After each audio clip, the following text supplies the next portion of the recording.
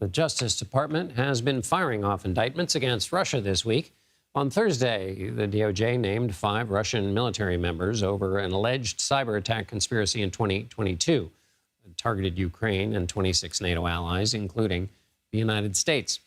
The malware attack happened right before Russia invaded Ukraine. U.S. officials have said this could have been Russia's first shot in the war with Ukraine. Federal authorities are offering up to $60 million combined for information leading to the hackers' arrests.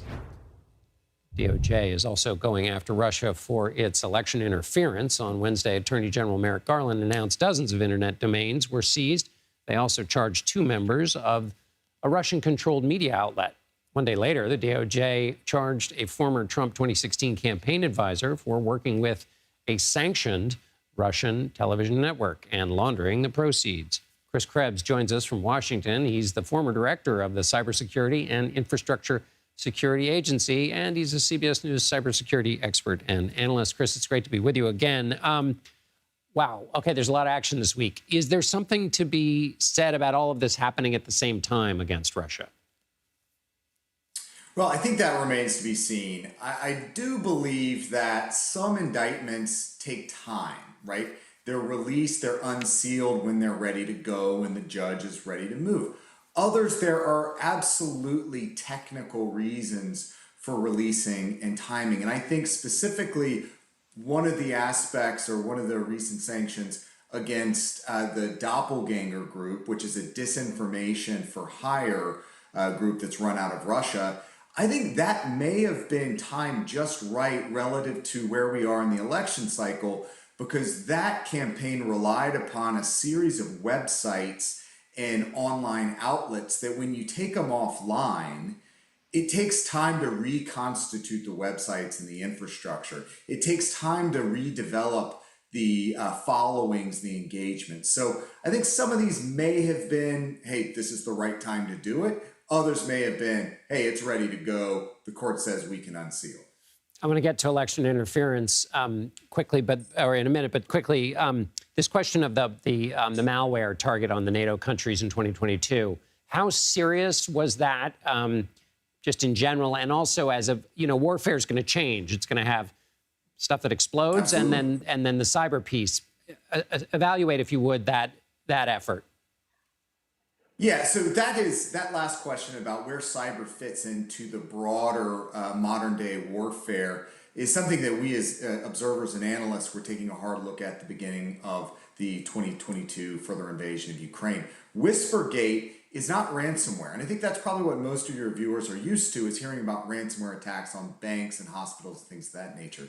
This was a wiper. That means that the Russians got into networks. They took the data that they wanted out. They conducted other espionage activities. And then when they met their objectives, they unleashed this destructive software that wiped what's known as the master boot record. It is not recoverable. So it was entirely destructive. However, it was only deployed, as far as I can tell at least, in Ukraine. However, this group, GRU, the Military Intelligence for Russia, Unit 29155, they have been pretty busy in Europe and in the US in terms of scanning for vulnerable systems and then getting a foothold, getting access, and then waiting perhaps for a moment down the road that they may be able to deploy something like WhisperNet. Now to election interference. You managed this madness when you were at CISA. What did you take in the indictments? What strikes you in this most recent action? Well, I think the real thing that resonated with me is that if you think back to 2016, we were talking about Twitter accounts and Facebook accounts that the Russians controlled. This time around, we're talking about money going into the United States to fund influencers, to allegedly drive some of their reporting and some of their videos. Separately, we're seeing this massive network of websites that I already talked about, content creation, using AI. We've been talking about the risk of AI in elections for quite some time now, but we've seen AI-powered disinformation campaigns now.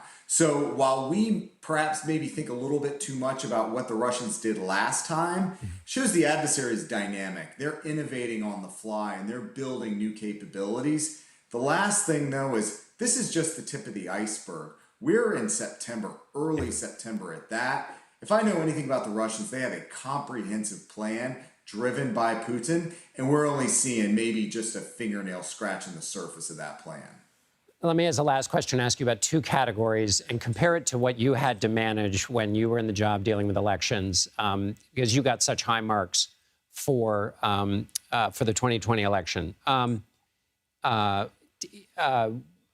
One is the actual physical infrastructure that has to do with voting and counting of votes and all of that, and how secure that is relative to when you were in the job. And the second is what we've just been talking about, which is the information conversation space in which mayhem can be unleashed and panic can be sown.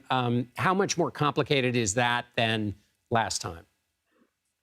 Yeah, just to touch on that first piece about the election infrastructure, I'm as confident in the 24 election infrastructure as I was 20 because we've had so much more attention, investment, more personnel, cybersecurity navigators. CISA, the organization I ran, Jen Easterly runs now, has hired specific election security advisors. So feeling pretty good about the election infrastructure.